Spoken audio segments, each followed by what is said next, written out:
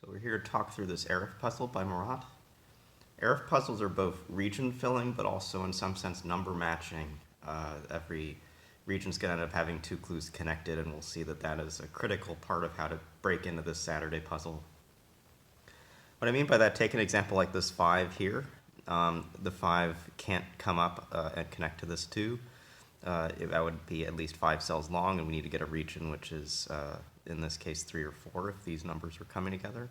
The 5 can't join to the 6, so what we can say at the start, for example, is the 5 joins to the 14, or the 5 comes out and joins to the 2 or to the 7, something of that sort. But there's a tension for the 5 to come down and out. The real corner where the puzzle starts is down in this lower right.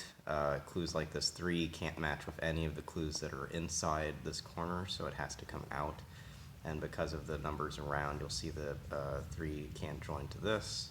So these are all connections that we can force along as we want. We can draw on these borders. Similarly, this 4, it can't reach across to this 2. It's too far away.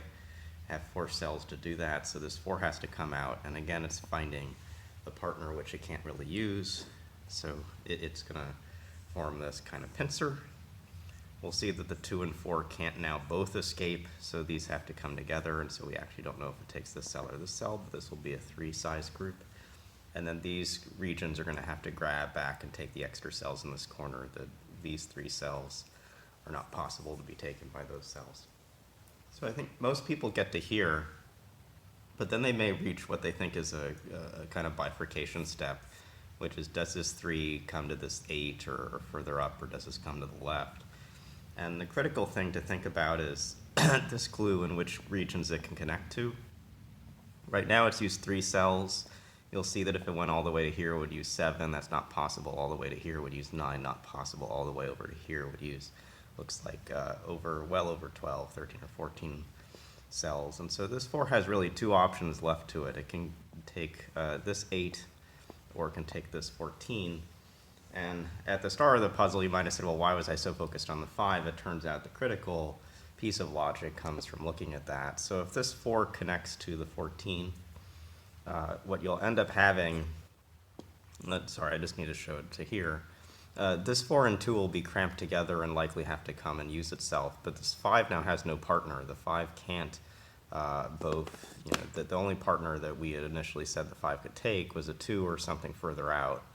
And if the 5 takes the 2, this 4 is stranded. If the 4 takes this 2, the 5 is stranded. And so you have to recognize that the 4 can't join to the 14. And as soon as you recognize that the 4 must come to this 8, however it does that, whether it's up, whether it's across, that this is the connection which actually sets all of the remaining logic of the puzzle. And from here, it's smoother sailing. Let me sort of just walk forward why. So now the 3 we know has to come to the left. It's going to take these cells. The 1 has to come to the left. That means this is the start of a group. This 1 can't take this 5th cell. That's too large of a connection, so it takes this. This 1 still is growing. It's going to end up using this cell. We don't know exactly how yet, but that's going to take it to a 7th cell. This would be 8, 9, 10. That's possible. If this is 9, 10, 11, 12, that's not. This is also not. 7, 8, 9, 10, 11, 12, 13. And so forth. This has to connect to the 11. Because of the number of 7 cells to here, it has to be efficient in the cells it uses up through that point. So we can mark this for sure. This 3 now is somewhat isolated. It has to come over. This 1 is also isolated. It has to come up. These can't come together, so we have something like this. This region of size 4 is for sure now. We did talk early on about how we have to get these cells in the lower right corner picked up. 1, 2, 3, 4, 5, 6. This can take at most 1 more. 1, 2, 3, 4, 5, 6, 7. Sorry, I counted that wrong. 4, 5, 6, 7. This can take as many 2 more. So the only one that can reach to this lower right corner is this one. But this region's now complete, which means that this has to take 1 more, which means this has to take 1 more. And while we have 3 cells, so basically we have 4 marked, 5, 6, 7, 5, 6, 7 to work. This cell is never going to be part of this group, so it has to start on its own, connect over like this. This now has 6 in it, so it can't take this clue. It has to be 7 like so. So we mark in the sure boundaries from counts. We see we have to take this cell in the root group with the 1 and the 11. That means that this group takes this cell. This lower left corner is now very difficult to be in either of these groups because of size, so it has to connect through the 3. That now means that this is too large to join to these cells, so this group is isolated. This is now 8 large, now 9 large. Only option is connect to the 12. This is the path-efficient form of that. These come together, but we don't know how many more they take, but we can start to do things like this, which are to push out these clues, which all can't come together. We see that the 5 and 2 are going to join. We see that 4 and 6 are going to join, and this is now a complete group.